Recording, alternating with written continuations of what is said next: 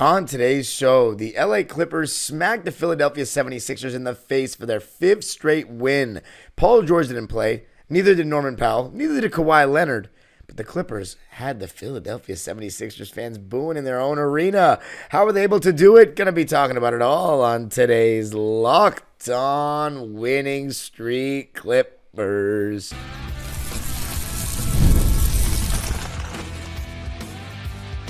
You are Locked On Clippers, your daily Los Angeles Clippers podcast. Part of the Locked On Podcast Network, your team every day.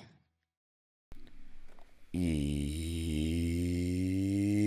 sir. You were locking in with the Clips. Thank you for making Locked On Clippers the first listen of your day, your team every day. I'm your host, Darian Vaziri, born and raised in LA. And in my 20th season as a Clipper fan, you can also follow me on Twitter and Instagram at DimeDropperPod and subscribe to my own YouTube channel, Dime Dropper, where I went live after the game to give my unfiltered reaction. And Locked On Clippers is free and available wherever you get your podcasts, including YouTube, where I want you to hit the subscribe button and the notification bell so you have all things Clippers right here and you're notified every time we post a video. And if you can't watch the video, you can also listen wherever you get your podcasts. And your favorite podcast now has a newsletter introducing the Locked On Clippers daily newsletter. One stop for ultimate team and league coverage delivered right to your inbox. Sign up for free now at LockedOnDaily.com. That's LockedOnDaily.com and start your day with the all-new free Locked On Clippers newsletter. And this episode is brought to you by Game Time. Game Time is the best place to get great deals last minute on tickets all the way up to the start of an event. Take the guesswork out of buying tickets with Game Time picks. Download the Game Time app, create an account, and use code LOCKEDONNBA for $20 off your first purchase. Clipper Nation, 5 wins in a row. Beating the brakes off the Sixers, 125-99. I'm going to be talking about the defense, the James Harden mastery, the Ivica Zubac growth, playmaking-wise, and more. But let's begin with the main reason we get these wins. Our defense absolutely shut down. The best defensive team I've seen in my 20 years as a Clipper fan. I checked the defensive ratings. The defensive rating of the 2013 Clippers and the 2006 Clippers at 103.6 was tied for first, unless there were years in San Diego or Buffalo where it was better, but I was only checking LA. We don't have as good of a defensive rating there, but it's easier to score. It's harder to defend now. You can't be as physical. There are more shooters on the court, so there's way more space to cover. There are so many advantages for offensive players nowadays. And their skills, there's more guys that can get a bucket, I'd say, as well, on average. So it's just harder to guard, point blank.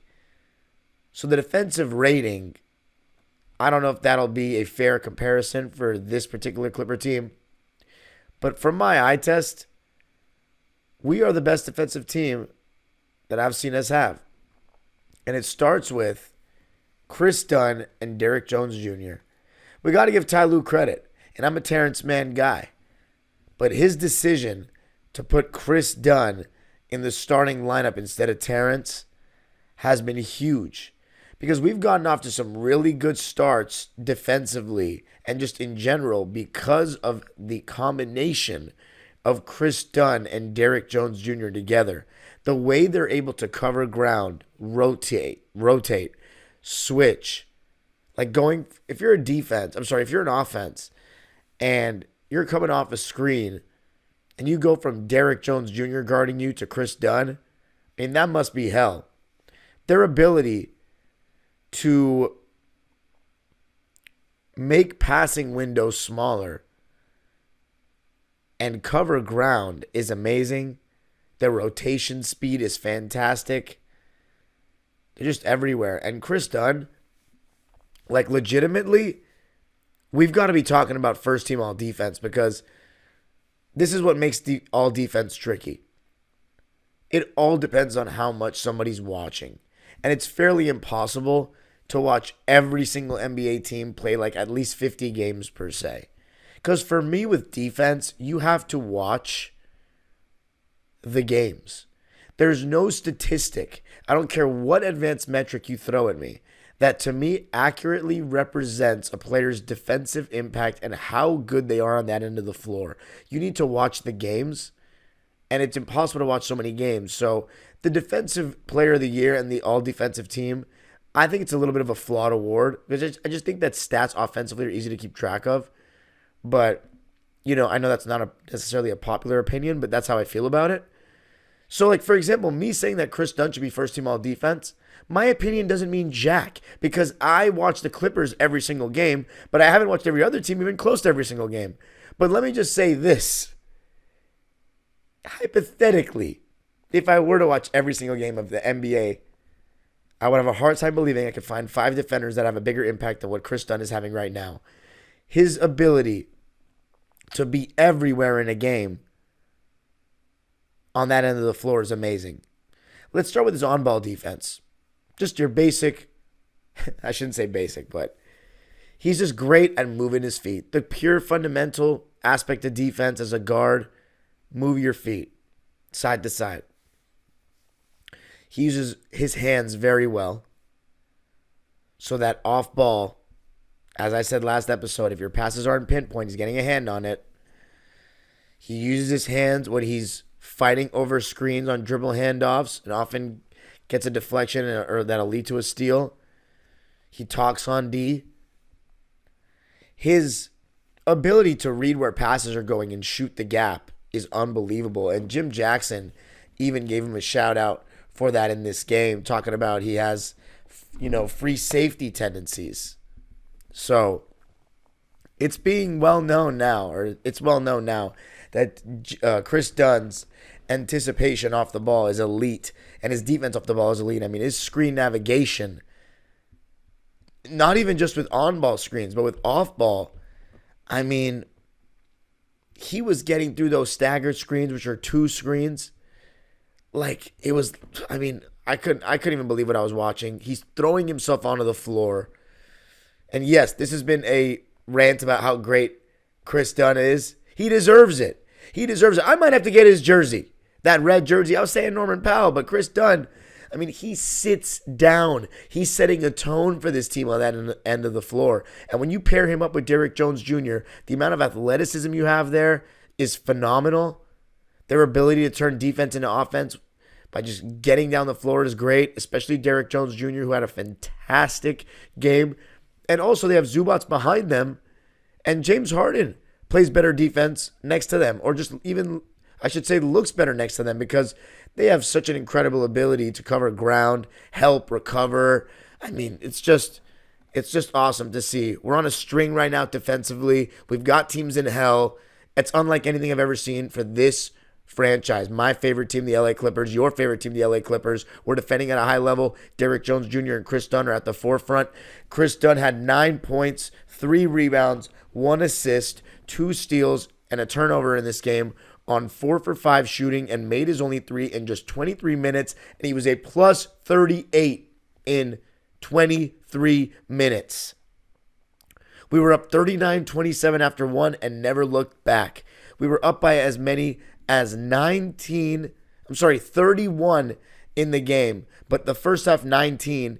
Second half, 33. Up by as many as 33 in the game. The first and third quarters were the ones that were all ours. The second one, we broke even 23-23. The fourth, we won by 1, 28-27. But a lot of that was, garbage time. First quarter, we outscored them 39-27. Third quarter, we outscored them 35-22. No Paul George, no Joel Embiid, no Norman Powell, no Kawhi Leonard, but yes, Tyrese Maxey, yes, James Harden, and the Clippers win it 125-99 behind Kris Dunn's fantastic performance. And how about Derrick Jones Jr.?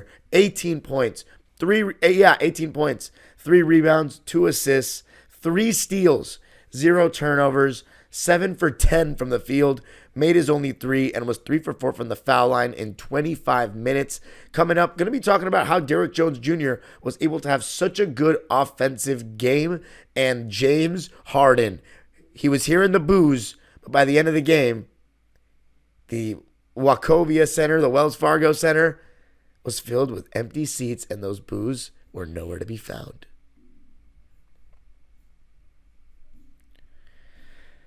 I got to tell you a little something about Skims.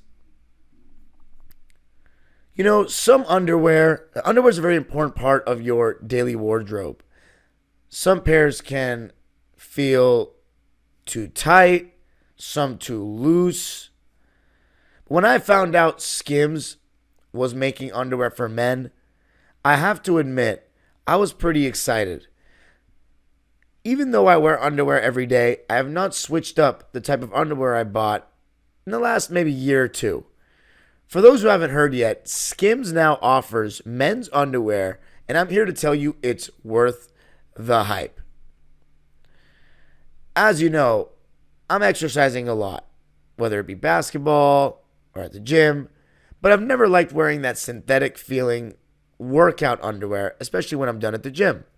When I tried Skims stretch boxer briefs, it felt like I finally found the missing link. They give me all the movement I need for working out without feeling like I'm walking around wearing gym clothes the rest of the day. Plus, they never lose their shape or ride up. Shop Skims Men's at skims.com/LockedOnNBA. Let them know we sent you. After you place your order, select podcast in the survey and select our show in the drop-down menu that follows. And if you're looking for the perfect gifts for the whole family, Skims just launched their biggest holiday shop ever, also available at skims.com/LockedOnNBA.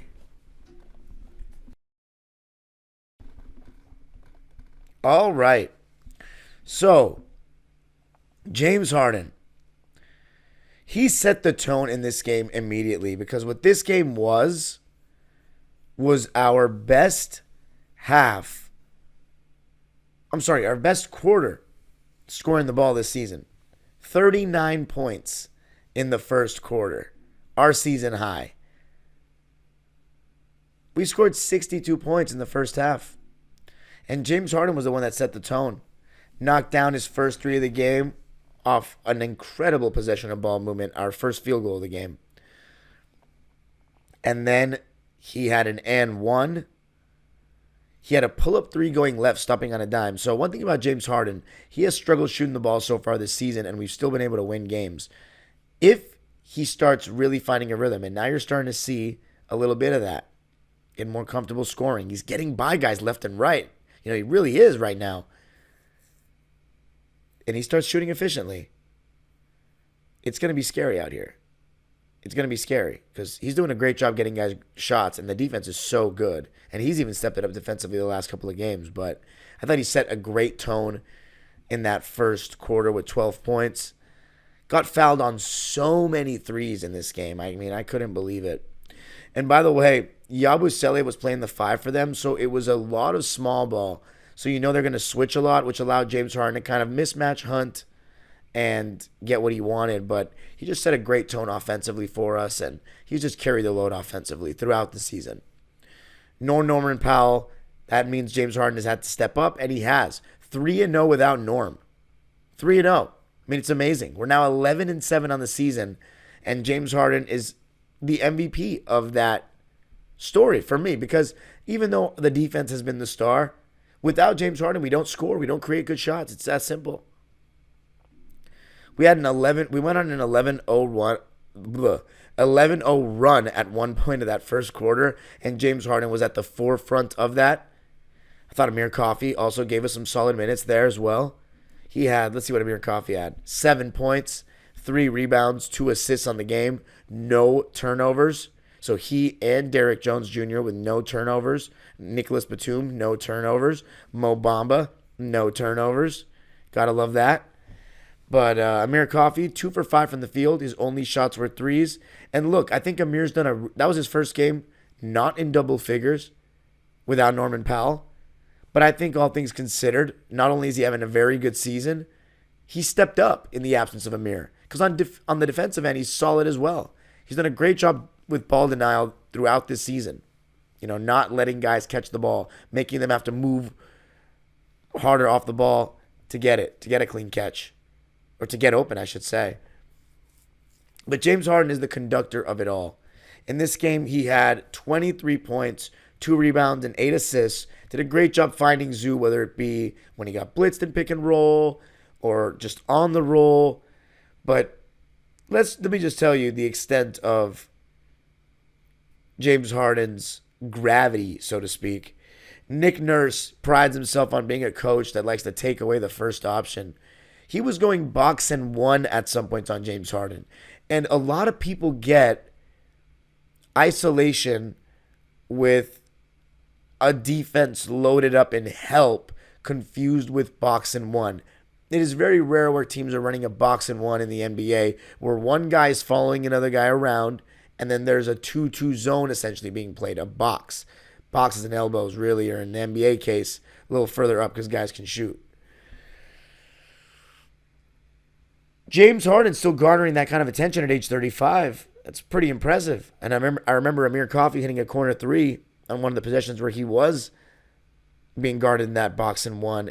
And I saw when they had a close-up on James, not intentionally, but he was talking when the camera was on him, and he said, hey, they go in box and one. So, you see that recognition. He's used to seeing these kinds of coverages, and teams used to throw the kitchen sink at him, and he still garners that kind of respect from coaches, clearly. And, they kind of quickly went out of that after a little bit. And Derrick Jones, I think, did a really great job. I talked about what I was going to say, what I was going to say about how he was able to have 18 points. Of course, the obvious is James Harden getting him good shots, but when he's shooting 42% from three, which he is right now, teams are going to close out hard, and that'll open up his downhill game. And when a plane accelerates on the ground, it's about to take off. And Flight 55 gets up in the air. He only shot 4 free throws in this game, but he made 3 of them. But he was finishing beautifully around the basket. To begin the third quarter, we went on a 7-0 run, and the first 5 points were Derrick. The first one on Zoo getting double teamed, he dove to the basket and had a beautiful, jelly scoop layup. Looked Jordan-esque almost, but with the left hand. And then he had a 3-ball in transition right after that. Then Kris Dunn scored after to make it a 7-0 run to begin the half. So, really great stuff. But James Harden, for me, the conductor, the player of the game, with 23 points, 2 rebounds, 8 assists, 1 steal. He did have 4 turnovers. He was 4 for 10 from the field, 3 for 7 from 3, but 12 for 12 from the foul line. And in this game, we shot 58%. The Sixers shot 39.5%, so another game where we hold the opponent to under 40% shooting. They shot a putrid 23% from 3. We shot 40% from 3. The only category they shot better than us in was free throws. They shot 85%. We shot 76%, 19 for 25. So James Harden continues to lead the way. Thought he made some great passes to Zoo as well in that second half. Just a very good game from him. And coming up, going to be talking about the other guys, but specifically Ivica Zubac.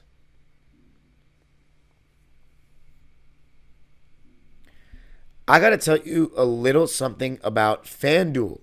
Get ready to tackle the NFL action with FanDuel, America's #1 sportsbook.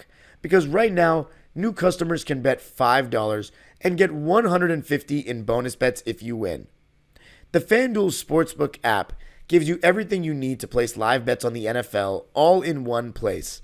So when you get a hunch in the middle of the game, you can check out the latest stats, view live play-by-play, and so much more on the same page where you place your bets.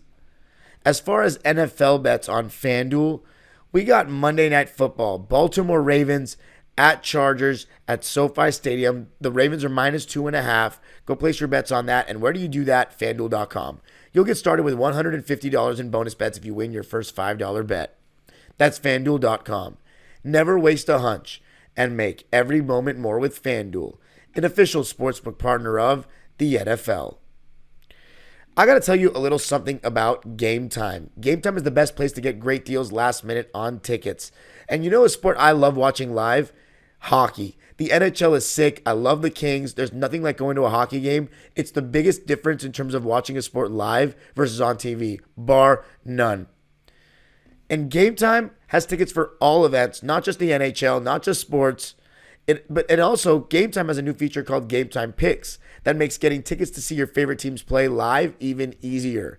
Game Time Picks filters out the fluff to show you only incredible deals on great seats so you don't have to waste time searching through thousands of tickets. Take the guesswork out of buying tickets with Game Time Picks. Download the Game Time app, create an account, and use code LOCKEDONNBA for $20 off your first purchase. Terms apply.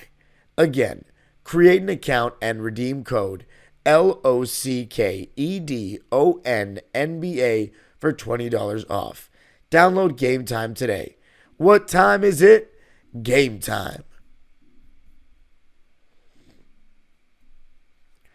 All right. So to close the show, let's talk about Zoo. As I said, they had Gerson Yabusele playing center and then sometimes Andre Drummond. So a lot of times they were going small. And against the Houston Rockets, we struggled massively to exploit Zubac in the post. In this game, Zubac was a beast. They were throwing doubles at him, and you could just see Zoo getting more comfortable, making reads out of double teams, out of short roll situations. He even had a high-low where he got the ball in the short roll and lobbed it up to Derrick Jones in the dunker spot. I mean, it was beautiful. And then you see Zoo in the dunker spot at times, feeding off of James Harden on the roll. But just him getting more comfortable. He had a jump hook as well over Drummond. But getting more comfortable, playing out of those double teams and making passes, you're seeing it. In this game, he had more assists than turnovers. So that's a start. 4 assists to 2 turnovers. He was a beast in my opinion. Right place, right time, under the basket, going up strong. He's just been phenomenal this season. 16 points, 12 rebounds, a double-double machine. I said 4 assists, 1 block, 2 turnovers on 8 for 10 shooting, 80%. 0 for 1 from the free throw line in 25 minutes. And one thing I didn't mention is that James Harden, he does such a good job of keeping his defender in jail. So having him behind him, which forces the big to step up and allows that lob for Zoo. So James and Zoo, their chemistry building with the game. At one point in this game, we went with a total bench unit, which was interesting.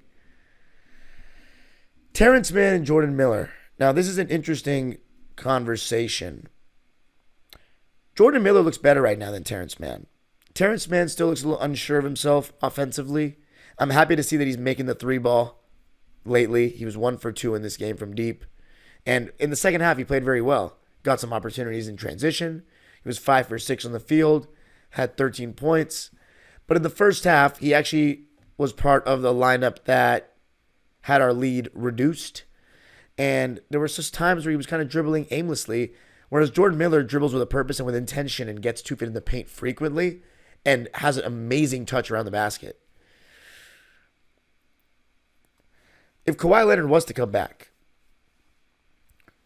Terance Mann looks like the odd man out right now in terms of performance. Amir Coffey's been better than him this season. It's a simple facts. He looks more confident, and I love Terance Mann, but it's just the facts. And if Kawhi does come back, you might want to consider moving him. And I'm saying that as a Terance Mann guy, and I know people have been saying that. I just don't like the extras when it comes to criticizing Terance. Don't discount what he's done, and don't lie about what he's done over the years for the Clippers. But right now, this season, looks like he's regressed. You can even say the last 2 seasons. But in 2023, we weren't having these conversations. We were begging for him to start. But we have a very solid team, and right now he's getting outplayed. I'm not saying take him out of the rotation. I'm not even saying that this game is the right one for me to say that about him. But Jordan Miller is just really good. Jordan Miller had 7 points, 4 rebounds, 3 assists, 1 steal, 1 block, 2 turnovers on 3 for 6 shooting, 1 for 2 from 3 in 23 minutes. Terance Mann, 13 points, 1 rebound, 1 assist, 1 steal, 1 turnover on 5 for 6 shooting, 1 for 2 from 3, and 2 for 4 from the foul line. So moral of the story, Ivica Zubac is getting better at playing out of double teams and in short roll situations. And then I think Terance Mann would be taken out of the rotation if Kawhi was to come back. And Jordan Miller is really, really good and might even be better than Terance. We got a little bit of Mo Bamba in this game. 17 minutes from him. Hit a 3-ball. 7 points, 4 rebounds, 2 blocks on 3 for 5 shooting and 1 for 2 from 3. And we've seen several defensive coverages and pick and roll from the Clippers with Mo Bamba in these first couple of games with him. We've seen him switch 1 through 5 against the Kings. We saw him play drop coverage. In this game, we saw some hedge and recover. So I think we're trying to test him out and see, what fits him, what is the best pick and roll defense for him. But so far, so good for Mo, in my opinion. It's the most impactful I've seen him at the NBA level. 17 minutes, but some solid minutes. Kevin Porter Jr., he continues to play well. Had some nice drive and kicks. He and Derrick Jones Jr., by the way, had some insane passes. I shouldn't say insane. One of them was really, really nice, though. Left hand, whip pass baseline. But just some solid passes overall. Kevin Porter, some nice passes as well. Drive and kick situations. He had 11 points, 5 rebounds, 5 assists. Did turn the ball over 4 times. But he got a block, and he shot efficiently. 5 for 11 from the field. 0 for 2 from 3. Still can't really get the 3-ball to go. But he's really stepped up of late. And without his secondary offensive creation, with James Harden out and just besides James Harden, especially in these 3 games with Norm out, that's been a common theme. We've won the games partially because Kevin Porter has been very good offensively. So I got to give him his props when they're due. Then there's Nico. We did get some Bones Highland and Kobe Brown minutes, but nothing worth noting in my opinion. Well, Bones Highland, I have to say, he got 3 turnovers in 6 minutes. Did have 5 points, though. Kobe Brown, 6 points, 4 rebounds, 2 assists in 13 minutes on 3 for 4 shooting. But Nico, his stat line would never allow you to see how impactful he was. But his ability to play defense, get active, have active hands, make the extra pass. He had those tip rebounds, just Larry Bird-like offensive rebound tips to players. So beautiful. 3 points, 3 rebounds, 3 assists, no turnovers. Just didn't shoot well. 1 for 5 from the field and 1 for 4 from 3 in just 10 minutes. But yeah, what a win. 5 straight. And here's the next challenge. Boston on the back-to-back on Monday. Yes, we go right from Philly to Boston. The defending champs, in my opinion, the best team in the league. Point of attack defense, elite on both sides. They obviously have way more offense. Let's see how our elite defense stands up to the greatest offensive challenge in the league. Clippers win it 125-99. You can follow me on Twitter and Instagram at DimeDropperPod. Subscribe to my own YouTube channel, Dime Dropper, for even more LA Clipper and LA sports content. And Locked On Clippers is free and available wherever you get your podcasts, including YouTube. Make sure you subscribe, hit the notification bell, and if you can't watch, listen on audio wherever you get your podcasts. And the newsletter, don't forget to subscribe to the Locked On Daily.com. The Locked On Clippers daily newsletter. Just go to LockedOnDaily.com to sign up. It's free and written by your boy. I'd really appreciate it. Let's go to Boston, baby. Let's get a win. We did it last year. The age-old proverb continues. Go Clippers. We play defense this year, baby.